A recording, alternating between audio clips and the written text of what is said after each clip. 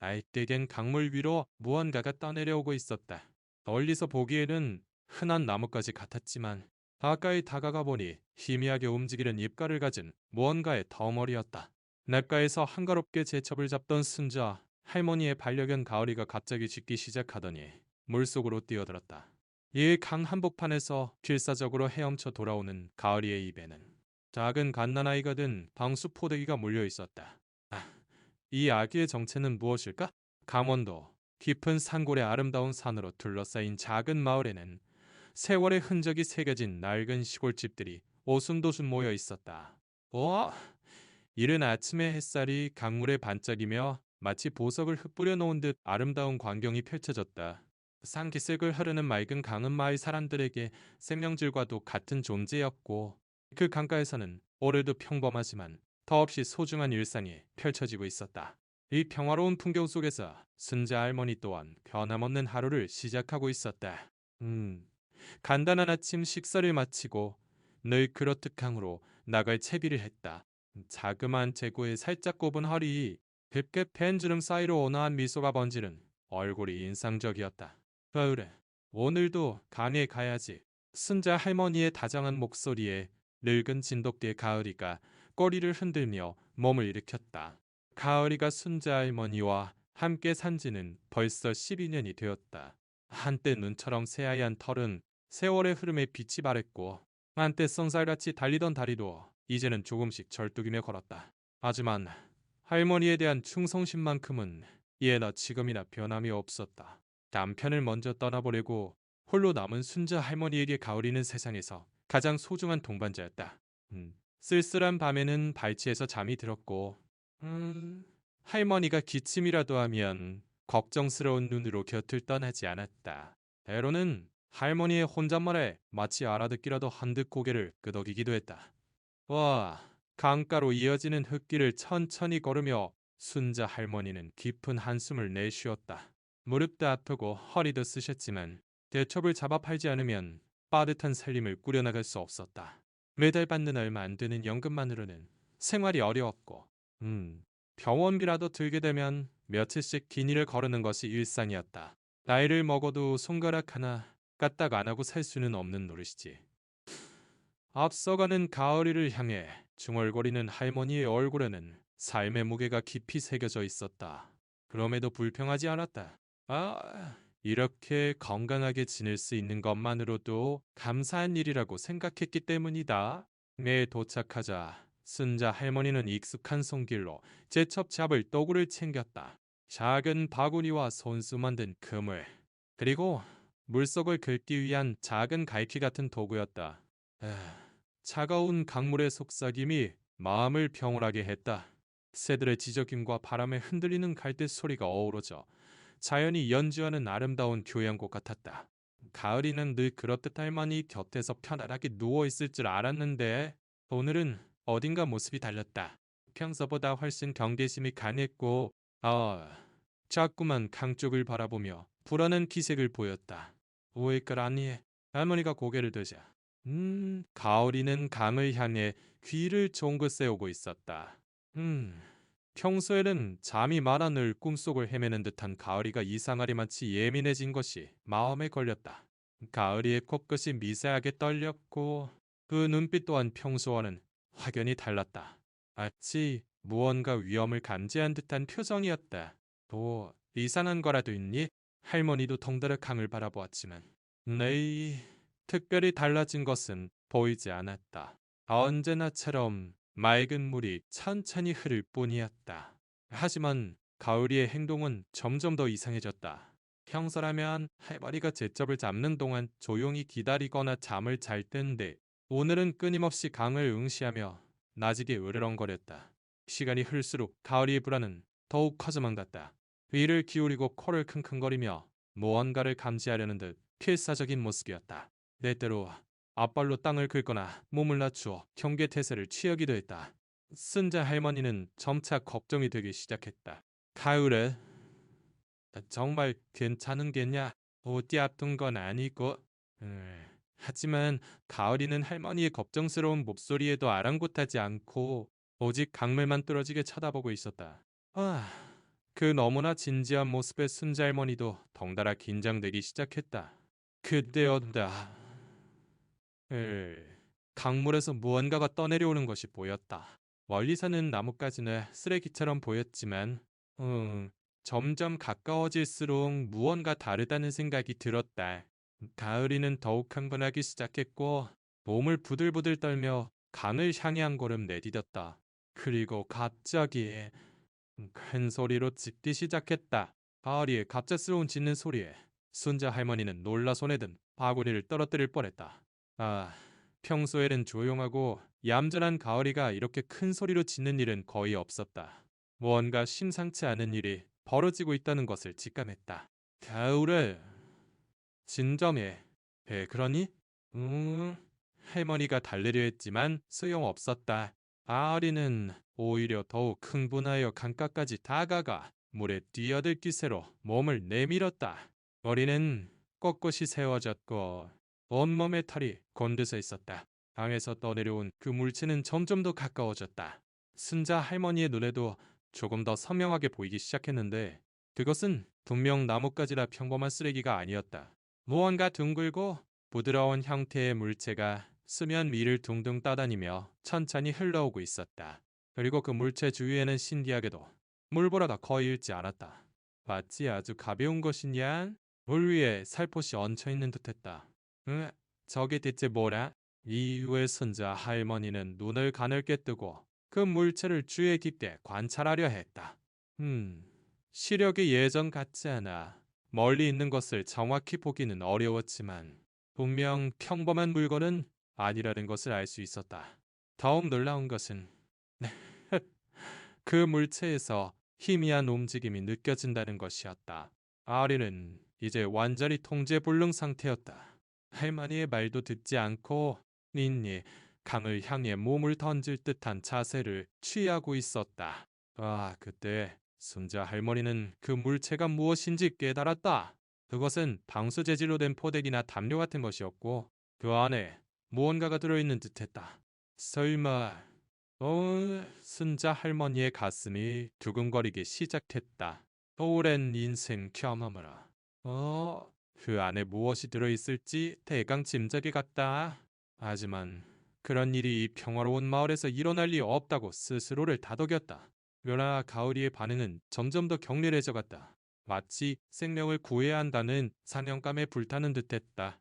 가을이는 갑자기 순자 할머니를 돌아보더니 한번 크게 짖었다. 그의 눈빛에는 간절함과 결의가 담겨 있었다. 그리고 더 이상 망설이지 않고 암물 속으로 뛰어들었다. 가을아. 순자 할머니가 소리쳤지만 이미 늦었다. 가을이는 첨벙 소리를 내며 차가운 물속으로 몸을 던진 것이다. 물살이 그리 빠르지는 않았지만 늙은 개에게는 버거운 상황이었다. 순자 할머니는 심장이 얼어붙는 것 같았다. 어쩌면 좋아. 어쩌면 좋아. 순자 할머니는 허둥지둥 강둑을 따라 달리기 시작했다. 72살의 몸으로 달리기는 쉽지 않았지만 가을이가 걱정되어 어쩔 수가 없었다. 무릎이 아프고 숨이 차도 멈출 수가 없었다. 가을이는 물속에서 필사적으로 헤엄치고 있었다. 예전만큼 빠르지는 않았지만 그럼에도 착실하게 그 물체를 향해 나아가고 있었다. 강물이 차가워 몸이 떨렸지만 포기하지 않았다. 무언가 강력한 본능이 그를 이끄는 듯했다. 마침내 가을이는 그 물체에 다다랐다. 가까이서 보니 그것은 정말로 방수 처리된 퍼대기 같은 것이었고 그 안에서 희미한 소리가 들려왔다. 가을이는 조심스럽게 그것을 입으로 물었다. 생각보다 가벼웠지만 아주 소중한 것이라는 것을 본능적으로 깨달았다. 가을아, 조심해. 안기숙에서 순자 할머니가 외쳤다. 가을이가 그 물체를 물고 헤엄쳐 돌아오는 모습은 너무나 애처롭고 진지해 보였다. 평소보다 훨씬 조심스럽게 움직였고 마치 세상에서 가장 귀한 것을 다루듯 신중하게 행동했다. 몇 분 후, 가을이는 마침내 기슭에 다다랐다. 온몸이 흠뻑 젖어 털이 몸에 달라붙었고 버티숨을 몰아쉬었지만 그 눈빛은 승리감으로 가득 차 있었다. 그리고 입에는 여전히 그 방수 포대기를 소중하게 물고 있었다. 순자 할머니는 서둘러 가을이에게 달려갔다. 왜 이러? 시원하다. 자, 이제 이리다워. 하지만 가오리는 쉽게 놓으려 하지 않았다. 마치 자신만이 이것을 안전하게 지킬 수 있다는 듯한 표정이었다. 괜찮아. 해니가 받아줄게. 순자 할머니가 부드럽게 말하자 가오리는 그제야 조심스럽게 그것을 할머니에게 건네다. 리일의 순자 할머니가 그 방수 포대기를 받아든 순간 그 안에서 희미한 움직임을 느꼈다. 어린은 손으로 천천히 포대기를 열자 그 안에는 정말로 작은 갓난아이가 들어있었다. 갓 태어난 듯한 아기가 평온하게 잠들어 있었다. 순자 할머니는 너무나 놀라 한동안 말을 잃었다.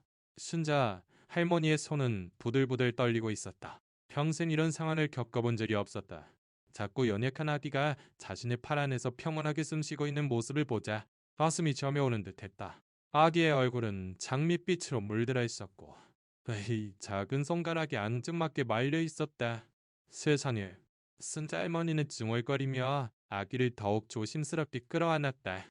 아기는 생각보다 따뜻했고 규칙적인 호흡을 하며 건강해 보였다. 하지만 이렇게 어린 생명이 강에 떠내려왔다는 사실이 믿기지 않았다. 대체 누가 왜 이런 짓을 한 것일까? 가을이는 여전히 할머니와 아기 곁에서 경계를 풀지 않았다. 젖은 몸을 부르르 떨며 주위를 살폈고 마치 아기를 지켜야 한다는 사명감에 불타는 듯했다. 평소보다 훨씬 진지한 표정으로 할머니를 바라보며 때때로 나질이 킁 하고 울었다. 집으로 가자. 이 아이를 따뜻한 곳으로 데려가야 해. 순자 할머니는 서둘러 자신의 도구를 챙겼다. 제첩 잡는 것은 이제 중요하지 않았다. 지금은 이 작은 생명을 안전한 곳으로 데려가는 것이 최우선이었다. 집으로 돌아오는 할머니의 마음은 복잡했다. 기쁨과 불안이 뒤섞여 있었다. 오랫동안 혼자 살아온 집에 이렇게 어린 생명이 찾아온 것은 신기하기도 했지만 한편으로는 이 아기의 부모가 걱정되었다. 혹시 사고를 당한 것은 아닐까? 아니면 정말로 누군가 의도적으로 이런 짓을 한 것일까 하는 생각이 머릿속을 맴돌았다.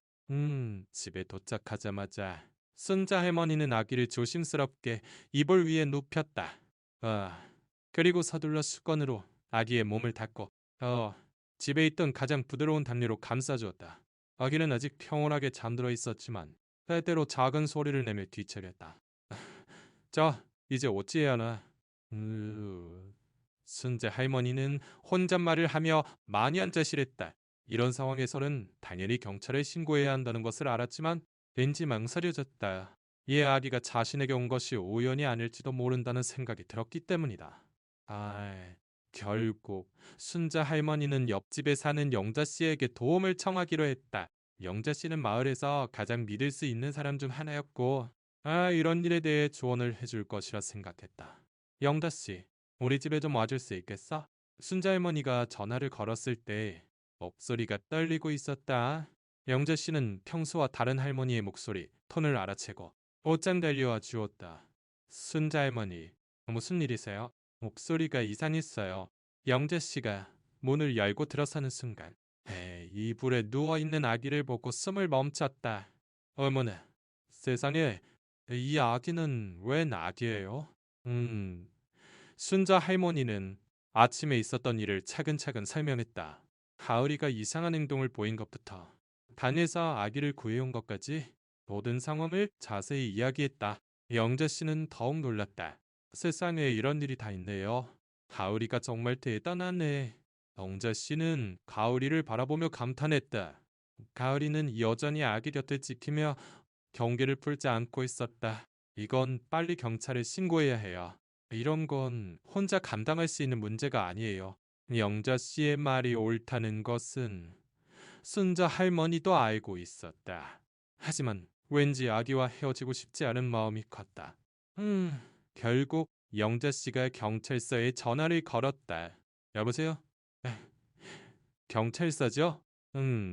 신고할 게 있어서요. 전화기 너머로 들려오는 대화를 들으며 순자 할머니는 점점 불안해졌다. 이제 곧 경찰이 와서 아기를 데려가 버릴 것이다. 이렇게 되면 애 작은 생명은 어떻게 되는 걸까? 30분 후는 순찰차 2대가 마을에 도착했다. 평소 조용하던 마을이 시끄러워졌다. 경찰관들이 순자 할머니의 집으로 들어오자 이웃 사람들도 하나둘씩 모여들기 시작했다. 무슨 일인가 의아해하는 사람들의 웅성거림이 집 밖에서 들려왔다. 할머니, 상황을 자세히 설명해 주시겠어요? 젊은 경찰관이 정중하게 말했다. 순자 할머니는 다시 한번 아침의 일을 설명했고, 경찰관들은 그것을 꼼꼼하게 기록했다. 아기의 상태도 확인하고 발견 장소와 시간 등 모든 세부 사항을 기록했다. 우선 아기를 병원으로 데려가 건강 상태를 확인해야 합니다.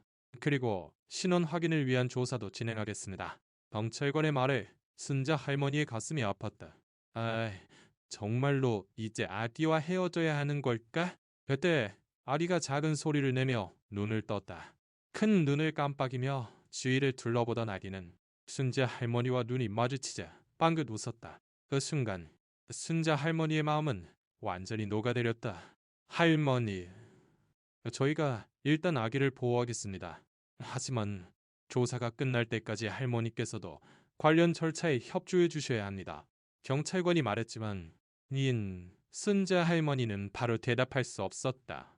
이야기가 자신의 곁에서 사라지는 것이 견딜 수 없을 만큼 슬펐기 때문이다. 마을 사람들은 이 기이한 사건에 대해 저마다 다른 의견을 내놓기 시작했다. 어떤 이는 아기의 부모를 찾아야 한다고 말했고, 또 어떤 이는 이런 아기를 버린 부모는 자격이 없다고 분개했다. 마을은 순식간에 이 사건으로 떠들썩해졌다. 아기가 병원으로 옮겨진 지 사흘이 지났다. 순자 할머니는 마음이 텅 빈 채 아무것도 손에 잡히지 않았다. 평소 같으면 이맘때쯤 강에 나가 잿잡을 잡고 있을 시간인데 어리와 함께 멍하니 앉아있을 뿐이었다. 아어리 또한 아기가 사라진 후로는 기운을 잃었고 가끔 아기가 눕혀져 있던 자리를 킁킁거리며 냄새를 맡았다. 아유래, 그 아이가 보고 싶니? 나도 그렇단다. 논다. 할머니는 가오리의 머리를 쓰다듬으며 말했다. 아기와 함께한 시간은 짧았지만 그 순간이 얼마나 소중했는지 이제 알 수 있었다. 아기의 작은 손가락, 영원한 잠든 얼굴, 그리고 자신을 바라봐주던 그 천진난만한 미소가 몇 번이고 마음속에 떠올랐다. 그런데 이상한 일이 벌어지기 시작했다. 마을에 낯선 남자들이 나타나기 시작한 것이다. 처음에는 한두 명이었지만 점차 그 수가 늘어났다. 그들은 모두 비슷한 옷차림을 하고 있었다. 검은 양복에 선글라스를 끼고 표정은 딱딱했다. 이 마을 사람들에게 무언가를 묻고 다니는 것 같았지만 정확히 무엇을 찾고 있는지는 알 수 없었다. 요즘 마을 분위기가 이상하지 않아요? 영자 씨가 걱정스러운 얼굴로 찾아왔다. 어제도 검은 옷 입은 남자들이 우리 집에 와서 이상한 걸 묻더라고요. 며칠 전에 뭐 이상한 일 없었냐고요. 순자 할머니도 같은 경험을 했다. 하루 전 2명의 남자가 집 앞에 나타나 아기에 대해 물어왔다. 그들은 자신들이 누구인지 명확히 밝히지는 않았지만 아기를 찾고 있다고 말했다. 하지만 무언가 석연치 않은 점이 있었다. 그 사람들 표정이 너무 무서웠어. 뭔가 나쁜 짓을 꾸미는 것 같았달까? 명자 씨가 목소리를 낮춰 말했다. 게다가 아기 얘기도 이상하게 하더라고. 보통 부모라면 아이가 무사한지를 먼저 걱정할 텐데 그 사람들은 아기가 어디 있는지만 계속 물어봤어. 순자 할머니는 점점 불안해졌다. 그 남자들은 정말 아기의 가족일까? 아니면 뭔가 다른 목적이 있는 것일까? 무언가 석연치 않은 상황이 계속되고 있었다. 마을 이장인 태섭 씨도 비슷한 이야기를 가지고 왔다. 순자 할머님, 큰일입니다. 어젯밤에 누군가 마을 곳곳을 돌아다니며 뭔가를 찾고 있었답니다. 이상해요. 뭘 찾고 있었다고요? 순자 할머니가 걱정스럽게 물었다. 글쎄요. 자세히는 모르겠지만 혹시 그 아기랑 관련이 있는 게 아닐까 싶습니다. 시기도 그렇고 이런 일은 지금껏 없었으니까요. 회섭 씨의 말을 순자 할머니는 심장이 덜컥 내려앉았다. 아어리는 여전히 예민한 상태를 유지했다. 평소보다 훨씬 경계심이 강해졌고 조금이라도 이상한 소리가 나면 곧바로 귀를 세우고 경계태세를 취했다. 으, 특히 밤이 되면 더욱 불안한 듯이 주위를 끊임없이 서성였다. 그래. 너도 뭔가 이상한 걸 느끼고 있구나. 내 순자 할머니는 가을이의 행동을 보며 자신의 불안이 근거 없는 것이 아니라고 확신했다. 동물의 직감은 인간보다 훨씬 날카롭다고 하지 않던가? 며칠 후, 오, 더욱 충격적인 소식이 전해졌다. 마을에서 조금 떨어진 곳에서 수상한 차량이 목격되었다는 것이다. 그 차는 번호판이 가려져 있었고, 타고 내리는 사람들의 모습도 매우 의심스러웠다고 했다. 이거 정말 심각한 사태일지도 모릅니다. 내석 씨가 다시 찾아와 말했다. 경찰에 알려야 하는 거 아닐까요? 뭔가 큰일이 벌어질 것 같은 기분이 듭니다. 순자 할머니도 같은 생각이었다. 나귀를 구한 것이 단순한 사고가 아닐지도 모른다는 생각이 점차 확신으로 변해가고 있었다. 누군가 의도적으로 아기를 강해버렸고 이제 그자들이 아기를 찾아다니고 있는지도 몰랐다. 이들 반, 순자 할머니는 잠을 이룰 수 없었다. 창 밖에서 이상한 소리가 들려왔기 때문이다. 발소리, 내 속삭이는 소리, 그리고 차문이 여닫히는 소리까지. 가을이는 더욱 불안해하며 끊임없이 으르렁거렸다. 너는라, 조용히 해. 우리가 여기 있는 걸 들키면 안 돼. 순자 할머니는 가을이를 달래며 말했지만 마음속에서는 공포가 점점 커지고 있었다. 다음날 아침, 마을 사람들 사이에서는 더욱 심각한 이야기가 오고 갔다. 여러 집에서 수상한 남자들이 서성이는 것을 목격했다는 증언이 잇따랐다. 그들은 마치 무언가를 찾는 듯했고 때로는 집 주위를 몰래 엿보기도 했다고 한다. 이제 정말 경찰에 신고합시다. 영재 씨가 단호하게 말했다. 이런 상황을 더 이상 방치할 수는 없어요. 만에 하나 우리 마을에 위험한 일이 생기면 어떡해요? 순자 할머니는 고개를 끄덕였다. 아기를 지키고 싶은 마음과 마을 사람들의 안전을 걱정하는 마음이 복잡하게 얽혀 있었다. 하지만 지금 상황에서는 전문가의 도움이 필요하다는 것을 이해했다. 그런데 그때 가을이가 갑자기 집 밖을 향해 격렬하게 짖기 시작했다.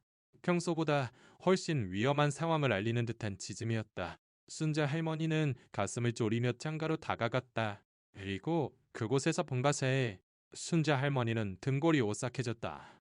집 앞에 검은 세단 2대가 조용히 서 있었고 그 주위를 서너 명의 남자들이 서성이고 있었다.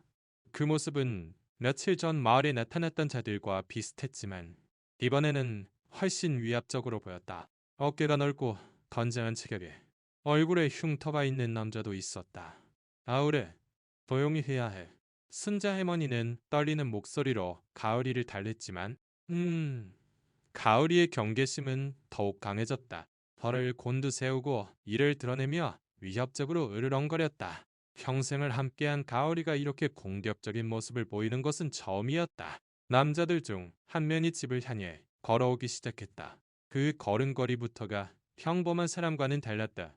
마치 군인이나 격투가처럼 다부지고 자신감 넘치는 모습이었다. 순자 할머니는 숨을 죽이고 상황을 지켜보았지만 심장이 터질 것 같았다. 똑똑 하고 문을 두드리는 소리가 울렸다. 왜? 평소보다 훨씬 강하고 위압적인 소리였다. 순자 할머니는 어찌할 바를 모르고 그 자리에 얼어붙었다. 할머니, 계십니까? 잠시 이야기 좀 나눌 수 있을까요? 문 밖에서 들려오는 목소리는 표면적으로는 정중했지만 그 안에 숨겨진 위협이 느껴졌다. 억지로 친절을 가장하려는 말투가 오히려 무섭게 느껴졌다. 순자와 할머니는 대답하지 않았다. 본능적으로 이 남자들과 얼굴을 마주해서는 안 된다는 것을 알았기 때문이다. 가을이도 마찬가지였는지 더욱 날카롭게 경계했다. 할머니, 저희는 나쁜 사람들이 아닙니다. 그저 며칠 전에 사라진 아이를 찾고 있을 뿐입니다. 남자의 목소리가 계속 들려왔지만 그 말투에서는 전혀 진심이 느껴지지 않았다. 오히려 거짓말을 하고 있다는 인상이 강했다. 몇 분 후 남자들은 집 주위를 돌아다니기 시작했다. 에이, 창문으로 안을 들여다보려 하고네. 우와, 뒷문이 있는지 확인하는 모습이었다. 순자 할머니는 더욱 무서워졌다. 그들이 정말 아기의 가족이라면 이런 행동을 할 이유가 없었다. 그때 멀리서 영자 씨의 목소리가 들려왔다. 어이, 거리 누구셔? 영자 씨가 이상한 낌새를 느끼고 나온 모양이었다. 오, 순자 할머니는 안도의 한숨을 내쉬었다.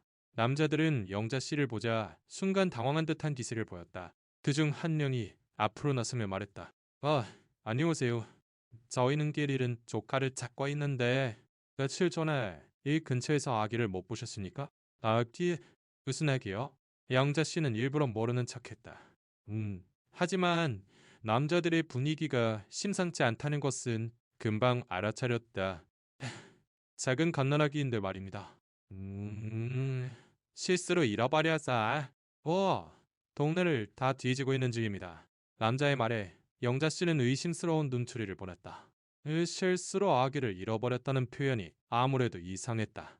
그때 마을의 다른 주민들도 하나둘씩 나오기 시작했다. 이장인 태섭 씨, 그리고 젊은 농부인 민수 씨까지. 마을 사람들이 모여들자 남자들의 표정이 굳어졌다. 다들 무슨 일이십니까? 태섭 씨가 당당하게 물었다. 달의 어른으로서 권위를 보이려는 듯했다. 남자들은 서로 눈짓을 주고받으며 점차 뽀이되는 상황을 불쾌하게 느끼는 듯했다. 우두머리로 보이는 남자가 앞으로 나서며 말했다. 별일 아닙니다. 그저 길 잃은 아이를 찾고 있을 뿐입니다. 소란을 피워 죄송합니다. 그는 억지 미소를 지으며 말했지만 그 미소는 전혀 자연스럽지 않았다. 그러나 마을 사람들은 쉽게 물러서지 않았다. 그런데 왜 이렇게 여러 명이서 그리고 아이를 잃어버렸으면 먼저 경찰에 신고해야 하는 거 아닙니까? 민수 씨가 날카롭게 질문했다. 남자들의 얼굴이 더욱 굳어졌다. 예상치 못한 저항에 당황하는 기색이 역력했다. 그들은 마을 사람들이 이렇게 단호하게 나올 줄은 생각하지 못했던 모양이다. 경찰에는 이미 신고했습니다. 하지만 아이가 어려서 저희가 직접 찾는 게 제일 빠를 것 같아서요. 우두머리가 변명했지만 마을 사람들의 의심은 더욱 깊어졌다. 그때 가을이가 갑자기 문틈으로 튀어나왔다. 순자 할머니가 말릴 틈도 없이 남자들을 향해 위협적으로 짖기 시작했다. 가을이의 직감적인 반응에 마을 사람들 또한 그들이 보통 사람들이 아니라는 것을 확신했다. 이 개는 또 뭐야? 남자 중 하나가 짜증 섞인 표정으로 말했다. 그 순간 그의 본성이 드러났다. 그전까지의 정중한 태도는 온데간데 없고 단폭하고 위협적인 모습이 드러났다. 우리 가을이는요, 나쁜 사람을 기가 막히게 알아본답니다.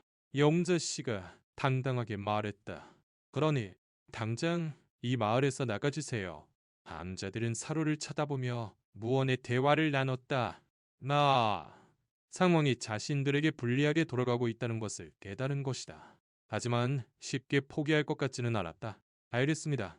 오늘은 이만 물러가셔. 하지만 우리는 반드시 그 아이를 찾아낼 겁니다. 우두머리는 의미심장한 말을 남기고 돌아섰다. 그 말에는 명백한 협박이 담겨 있었다.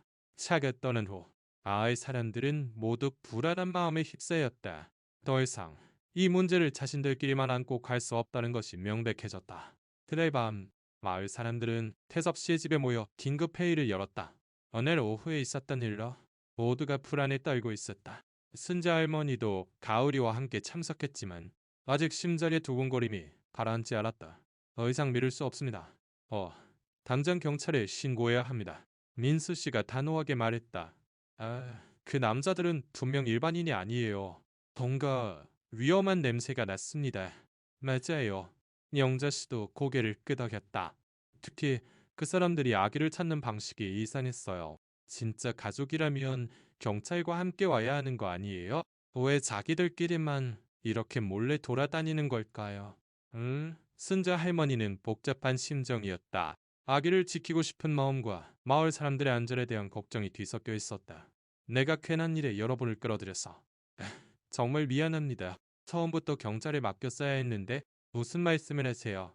순자 할머니. 할머니는 아무 잘못 없어요. 애섭 씨가 위로했다. 오히려 할머니랑 가오리가 아기를 살려준 거 아닙니까? 지금 이 상황은 그 아기 때문이 아니라 그런 나쁜 놈들 때문에 생긴 일이에요. 결국 모두의 동의를 얻어 즉시 경찰서에 연락하기로 했다. 예섭 씨가 직접 전화를 걸어 상황을 설명했다. 수상한 남자들이 마을을 배회하며 협박과 비슷한 말을 했다고 신고한 것이다. 1시간 후, 순찰차 세대가 마을에 도착했다. 이번에는 형사들도 함께였다. 쫄문 박 형사와 베테랑 김 형사가 사건을 담당하게 되었다. 할머니, 며칠 전 발견된 아기에 대해 중요한 소식이 있습니다. 박 형사가 진지한 표정으로 말했다. DNA 감정 결과가 나왔는데 이 아기의 정체가 상당히 충격적입니다.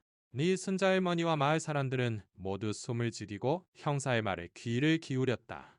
어떤 이야기가 나올지 전혀 예상할 수 없었다. 이 아기는 김태산이라고 하며 서울에 있는 대성그룹 회장의 손자입니다. 김 형사가 차분하게 설명했다. 대성그룹은 국내 재계 순위 10위권에 드는 대기업으로 자산 규모가 수조 원에 이릅니다. 마을 사람들은 모두 경악했다. 그런 거대한 재벌가의 아이가 어째서 이런 작은 시골 마을의 강에서 발견된 것일까? 하지만 더욱 충격적인 사실이 있습니다. 박 형사가 말을 이었다. 이 아기의 부모인 김태산의 아버지 김진우 씨와 그의 아내 미설 씨가 한 달 전 의문의 교통사고로 동시에 사망했습니다. 경찰 조사 결과 단순 사고가 아닐 가능성이 높다고 판단하고 있습니다. 순자 할머니는 심장이 얼어붙는 것 같았다. 그렇다면 그 어린 아기는 이 세상에 홀로 남겨진 것이군요.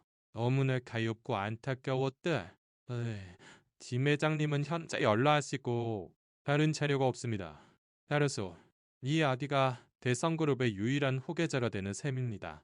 김 형사의 설명에 모두가 사태의 심각성을 깨달았다. 그럼 오늘 우리 말에 왔던 그 남자들은 영재 씨가 떨리는 목소리로 물었다. 아마도 김 회장님의 친척이거나 그들이 고용한 사람들의 가능성이 높습니다. 형사가 대답했다.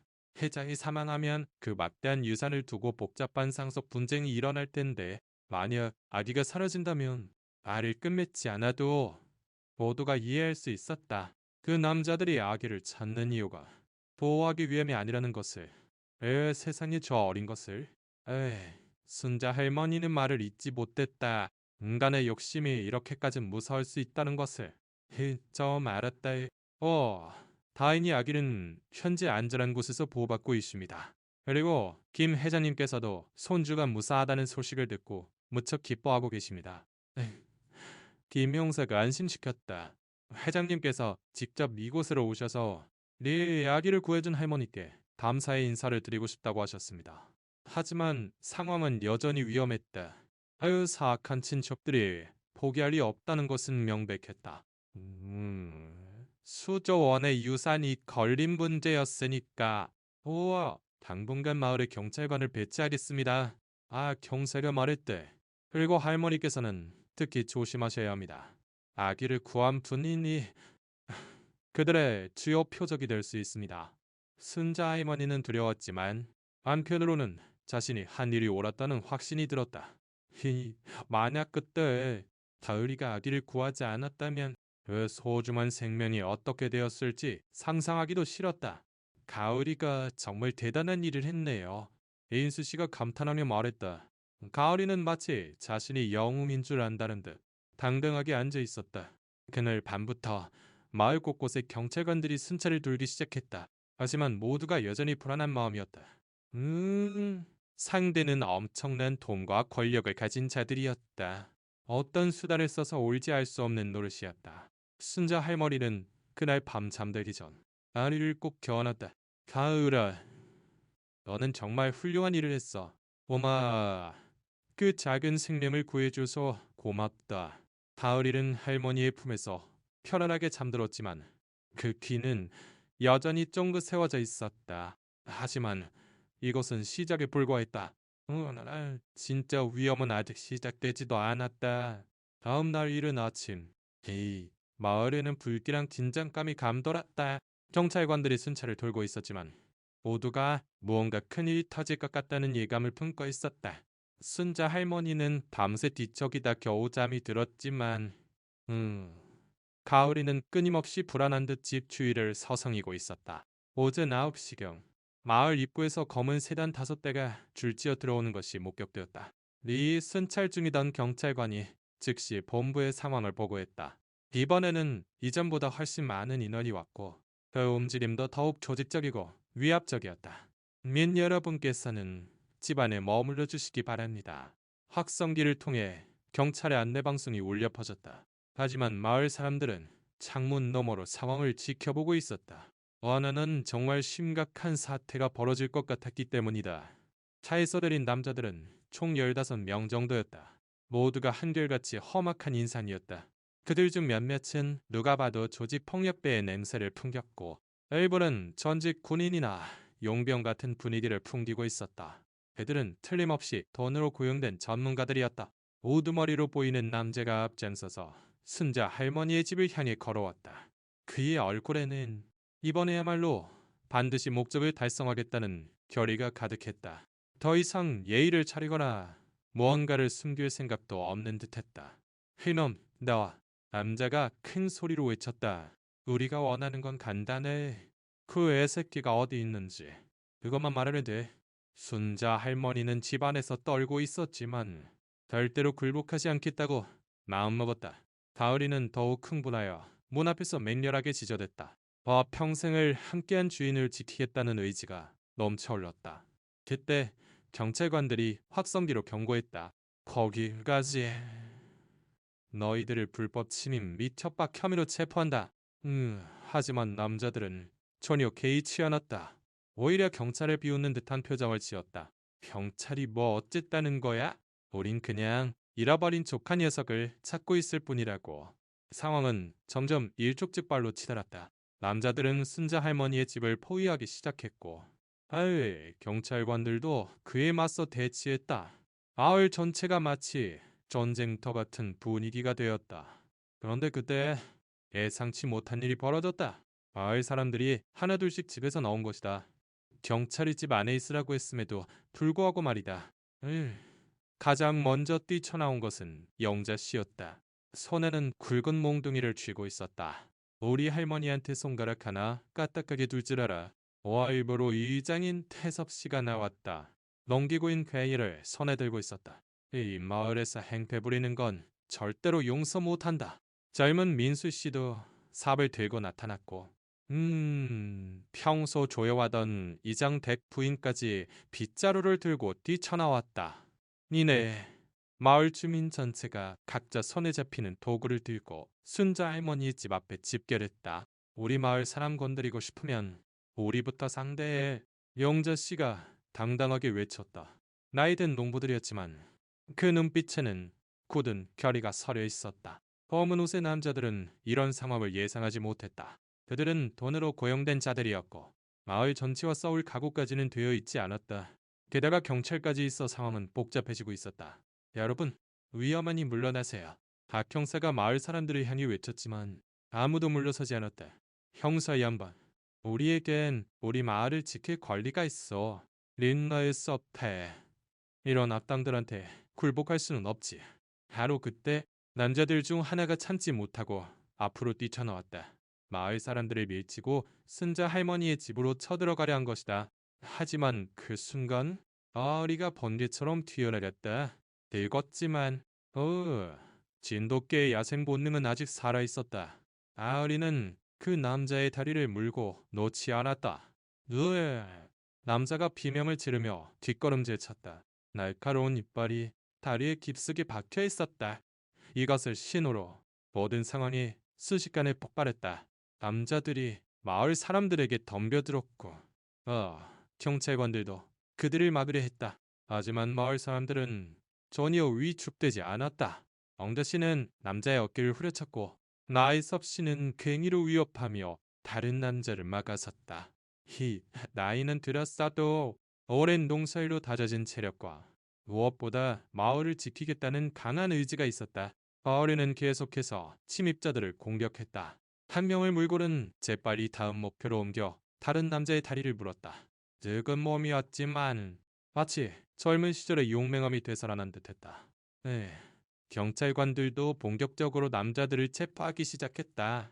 이 마을 사람들의 용감한 저항과 가을이의 활약, 그리고 경찰의 전문적인 대응이 합쳐지자 상황은 빠르게 수습되기 시작했다.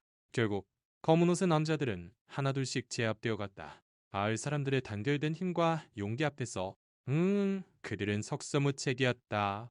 돈을 위해 하는 일과 아, 신념을 가지고 하는 일의 차이를 뼈저리게 느꼈을 것이다. 마지막 남자까지 수압이 채워졌을 때 헤이, 마을에는 승리의 함성이 울려 퍼졌다. 모두가 서로를 껴안으며 기쁨을 나눴다. 순자 할머니는 가을이를 꼭 껴안았다. 으, 정말 고생 많았다. 네가 우리 마을의 영웅이야. 네 가을이는 힘차게 꼬리를 흔들며 승리감에 젖어 있었다. 사건이 해결되고 일주일이 지났다. 마을에는 다시 평화가 찾아왔고 검은 옷의 남자들과 그들을 고용한 김 회장의 친척들은 모두 법의 심판을 받게 되었다. 응? 검찰 조사 결과 그들이 아기의 부모를 살해한 것도 밝혀졌다. 리의 수조원의 유산을 차지하기 위해 저지른 끔찍한 범죄였다. 오늘 이른 아침 순자 할머니는 늘 그렇듯 가을이와 함께 강으로 나갔다. 하지만 오늘은 제첩을 잡기 위함이 아니었다. 특별한 손님을 맞이하기 위해서였다. 아이고, 오늘 그 아가를 만난다니 정말 설레는구나. 순자 할머니는 가을이의 머리를 쓰다듬으며 말했다. 가을이 또한 무언가 있음을 아는지 평소보다 더욱 기운차게 꼬리를 흔들고 있었다. 오전 10시경 남은 고급 세단 2대가 마을로 들어왔다. 하지만 이번에는 전혀 위압적이지 않았다. 차에서 내린 것은 80살의 김대성 회장과 그의 수임원들이었다. 회장은 나이에 비해 정정했지만 최근에 일롭게 지쳐 보이기도 했다. 회장의 팔에는 작은 갓난아이가 안겨 있었다. 바로 가을이가 강에서 구해낸 그 아이였다. 아리는 건강하게 자라 있었고 큰 눈을 깜빡이며 신기한 듯 주위를 둘러보고 있었다. 안녕하십니까. 어르신, 제가 김대성입니다. 회장은 깊숙이 고개를 숙였다. 평생을 권력의 정점에서 살아온 사람이었지만 순자 할머니 앞에서는 한없이 겸손한 모습이었다. 아이쿠, 회장님께서 이런 시골까지 직접 와주시다뇨. 순자 할머니는 몸둘바를 몰라 했다. 평생 이런 대단한 사람을 만나본 적이 없었다. 선주의 목숨을 구해주신 은인께 제가 직접 뵙지 않을 수 있겠습니까? 회장의 목소리에는 진심 어린 감사가 담겨 있었다. 어르신과 이 죄가 아니었다면 제 손주는 이 세상에 없었을 겁니다. 회장은 가을이를 바라보며 깊이 감탄했다. 참으로 훌륭한 개입니다. 어떻게 강에 떠내려오는 아기를 알아볼 수 있었을까요? 가을이는 원래 똑똑한 아이예요. 사람보다 훨씬 마음이 따뜻하답니다. 순자 할머니가 자랑스럽게 말했다. 가을이는 아기를 보자 조심스럽게 다가가 냄새를 맡았다. 아기 또한 가을이를 보고 방긋 웃으며 작은 손을 뻗었다. 정말 신기하군요. 아기가 이 개를 기억하는 것 같습니다. 회장이 놀라며 말했다. 아기와 가을이 사이에는 특별한 유대감이 느껴졌다. 그때 마을 사람들도 하나둘씩 모여들었다. 회장님이 오신다는 소식을 들었던 것이다. 영자씨, 네 섭씨, 민수씨를 비롯해 온 마을 사람들이 흥미롭게 지켜보고 있었다. 마을 분들께도 인사를 드리고 싶습니다. 회장이 말하자 마을 사람들은 모두 쑥스러워했다. 하지만 회장의 진심 어린 태도에 점차 마음을 열기 시작했다. 여러분께서 함께 싸워주시지 않았다면 저희도 이런 좋은 결과를 얻지 못했을 겁니다. 회장은 깊이 고개를 숙여 인사했다. 네, 진심으로 감사드립니다. 저희는 당연한 일을 했을 뿐인걸요. 농자씨가 대표로 말했다. 나쁜 놈들을 그냥 두고 볼 수는 없었으니까요. 회장은 순자 할머니에게 특별한 선물을 했다고 말했다. 어르신, 감사의 마음을 표하고 싶어 작은 선물을 준비했습니다. 수행원이 가져온 서류를 보니 그것은 마을 전체를 위한 복지시설 건립 계획서였다. 새로운 마을 회관, 보건소, 그리고 노인 복지시설까지 포함된 대규모 프로젝트였다. 이렇게 큰 선물은 받을 수 없습니다. 순자 할머니가 황급히 말했지만 회장은 단호했다.